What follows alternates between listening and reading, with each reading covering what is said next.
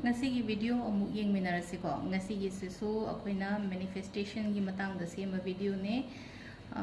khara dum khatang video se mix up taw rai gi se haide tarot reading ga law of attraction gi matang da gan hai tare ko adu ngasi gi symbol gi matang da hai tare ko ngasi gi video se symbol amagi maram da khangminasi ko sigi symbol se karai da kamaina akoina kaino to gadagi haidi सिजनगदगे हाइबदो symbol से कईनो high मतमदा symbol से केम नते को अखोइना maths सगना हो यावदो मदा infinity symbol से होइदने को अदो इन्फिनिटी सिंबल से अखोइगी लाइफ तक करी कमाइना कयाम कानब पुरक्प यागे हाइबदो अदुदो खंगमिनसे को हाइदि सिदा आइना कलर अहुम लौथोए को कलर अहुम सिगी मतुंगिना आई मथंग मथंग अदुम हाइदि फजना हाइरागे को हाइदि सिदा अहामबगिसिना आइगी जॉब की नत्रगा एग्जाम की कई निबीबगी है तारे को व्हाइट मचू सिना को ग्रीन सिना पैसा नुसागी मले न को हाइदी ग्रीन से तुम आइना मुक मचू सु ग्रीन इयोन हाइ न को कोइना पैसा मैनिफेस्ट तब मतम द को अदुगा रेड तत्रगा पिंक चे से लोबी ओरिगामी स्किट ओन लौरे को नत्रगा साइ अखोई पोस्ट पेट ठोको दो अदु वर्ष या को कशु काइदे को अदु सिदा कमाइना तगदब नो हाइबदो हाइपेतंग यमिनरसे को अहाम बदा अंगो मचू से लौरसे को अदुगा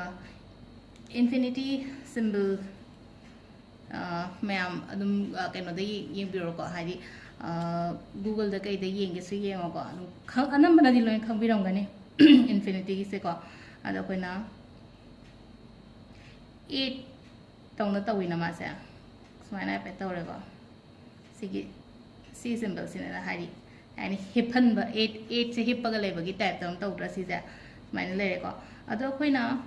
सिसे अहमद अखोई एग्जाम की नत्रगा कइनोगी ओइदनिना को सिगी पोचे एग्जाम नत्रगा आइगी जॉब की कईगी सुगुम्बा ngei से ओइदोनेबा सिसे हाइदि आइना इंटरव्यू गुम्बा चटके नत्रगा आइगी लाकदोरिबे एग्जाम एंट्रांस गुम्बा अतै अतै हाइदि थबकी एग्जाम थाबो खोटबा दुम्बा मैम तो को अदु सिसे ngasai आइना सिसे केनो तौबो हौ मतम दुदा सिसे दुम साइना हंजन हंजन हाइपेतंग केनो तौबिरसु याइ को सिसे अखोइना हंजन सुना है मथक है कहो सर्कल से तौरी मनुद अखोना खनबीबे को अगी एग्जाम से माई पाप ओशनुको है है सूम निंबीब है गातंग सीसे अखोना कहो से तौरको सूमाय कहो चिंबीरग है चिंबीरग अखोना नीबदो है नीब अफर्मेशन है अफर्मेशन है कहीं एग्जाम से माई पाएको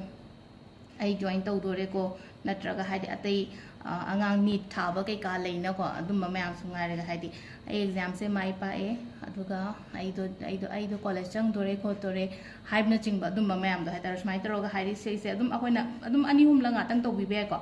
अदुगा इबसिना करीनो हाइ मतम सिदा होइदिको नंग एग्जाम अनी थागे हाइरगदिको एग्जाम नंबर 1 एग्जाम दुगी ममिंग दो सिदा इबियोको सिदा हाइदि सिदा अखोइना इगदब तौरिबा एग्जाम नंबर 1 सिदा नीट एंड खालिको नीट की एग्जाम ममिंग इबिरो अदुगा सेकंड दुना हाइदि अखोइगी आईआईटी करी क्राज केनोगी अदुंबगी ओइरगना हाइदि एंट्रेंस इंजीनियरिंग के का हाइको एग्जाम दुगी ममिंग दो इबिबानिदा अदो इबा मतम सिदा को हाइदि अखोइगी सर्कल सिदि सोहन बिगनु को अदुगा सिजे इरेको exam number 1 exam number 2 bank की एग्जाम ओइरेन हाइरासेबको हाइदि अमना बैंक की ने अमना आर्मी की ने काइना खलसेब अदो बैंक की से दुम आई सिदा दुम हाइपेट सोमना कंदे इरागे को काइना सेम केनो ज्ञान तानबा अहां बेदुन एग्जाम की लेरे नको हाइदि अंगांग एग्जाम थाबो खोटपा दुम मयाम के अदुगा सिगी इन्फिनिशनना हाइदि बैंक जॉब की को अमदना बैंक काइना इरासे को अदुगा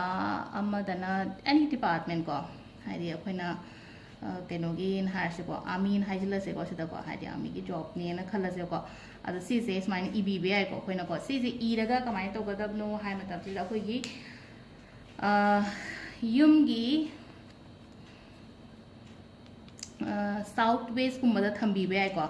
अदो साउथ वेस्ट से अमु थीबा खोटपदा ज्ञान ताद्रगदि केम काइदे अदु लोइन तोथोकपिग्रो हाइदि अखोइना सुगुम्बा हाइदि डायरेक्शन थीबसे को अंगावबने अदुदुना सिसे आइगी स्टडी टेबल दुदा हाइ तारेको आइगी स्टडी टेबल दुदा अदुम थंबीगेरा नत्रगा हाइदि सिजे एना साइ पोस्ट पोट पैटर्न लेयो हाइनाको हाइदि अदुदि मसागी गम याउजबनिना हाइदि आइना आइगी लाइक तौबम टेबल दुगी मथक सुमाइना दुम नपीरगा थंबा यायबा सिजे दुम लेरेको अदुमाइना नपीरा थंबम याये अदुगा अमना अखोइगी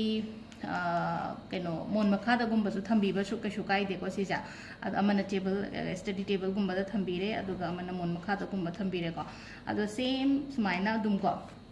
mathangi da hai tare ko mathangi da akoina paisa gi su chap manana akoina si se tawraga dum akoina ibe ko sida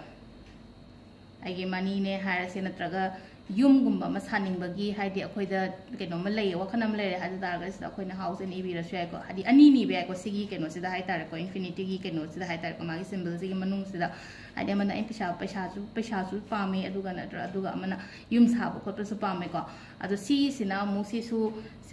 si sina haidi akoina sizu mon makhada gumba thambi bai mon makhada sum keno tawba hai nungti phamung loislo tawbanina si je akoina mo pa makhada gumba thambi ra sya ko sigi poche lukhum gi mo pa makha gumba da thambi ko aduma leire ado si leire ko ado mathangi sina hai di nga sai gi love and relationship ki has ko love and relationship ki da su chap manana irani aduga maming do ko hai di maming do suppose A sina nupane na hara si B sina nupi na hara ming do sida ibiyo ko ado I draga su kai de akoina sum haidi sum I raga de mu mya mamang sida kaino de tawi da na ko hai akoi imungi mi hai tare ko imungi mi kali kra sum uraga su nuai ta ba khota ba le na ko I draga su kem kai de ba hadi infinity gi symbol sidang sembi raga haidi si se aina dum khanjane sida na haidi si gi maming sine sida na ai gi maming sine en haraga adain taroga si se dum smai taroga sisu mon makha gumba da thambi be ai ko aduga sigi na mu yam phaba na kamai tawge da si je akoina mai thadok piraga magi koi gi keno do magi mai thabagi che du gi ut hai tare ko si se akoina mapan da kai da kam thok piyo akoina mamang da paper folding method adagi bay leaf tawgi ba daina haidi university da nang gi message se yogi na bai wani da sida ado smaina tawbi be ai ko si ja ado sigi technique ohum se sida leire nga sigi se ado try taroga yengbiyo si masu infinity gi symbol sigi matang gi se ko adum manifest tawba se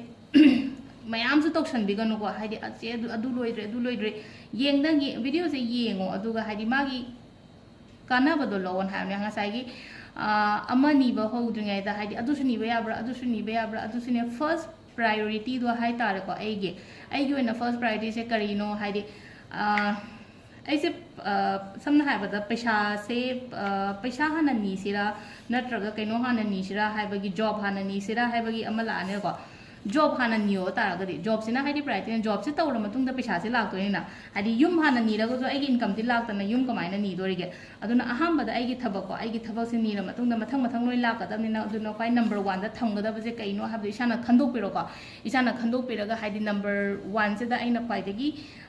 अहामब नीगदबजे अहामब manifest तौगदबजे करंब पोनो हाइबदोको अदुमाइन तौरगा तौबिबे याइको अदुगा अतई technique मचा आइना कइनोदगा numbers कुंबा हापदो करिगे money magnet की कई अदुदी कई कायदे अदुदी इदंग इरगा अदुम थंबियो अदुम अखोइना left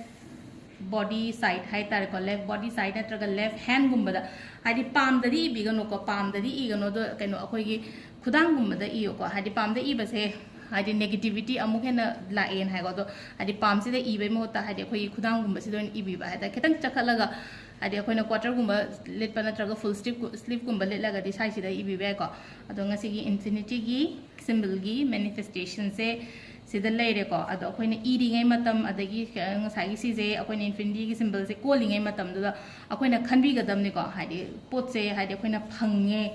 ai paisa se engonda lae natraga haidi sigi mi siga ngasai gi relationship ki matang gi du hai ko haidi ibaini gi relationship yam phaye haidi future da na baini luhongba ko pa me ko le haraga di dum sida su ningbi ba ko haidi ai ga ma ga yamna phajana yanare aduna haidi akhoi luhongdore go tore haibna chingba adumaina ningbi ba ko sija adu sida leire ngasi gi video se ko mayam su try to bio ko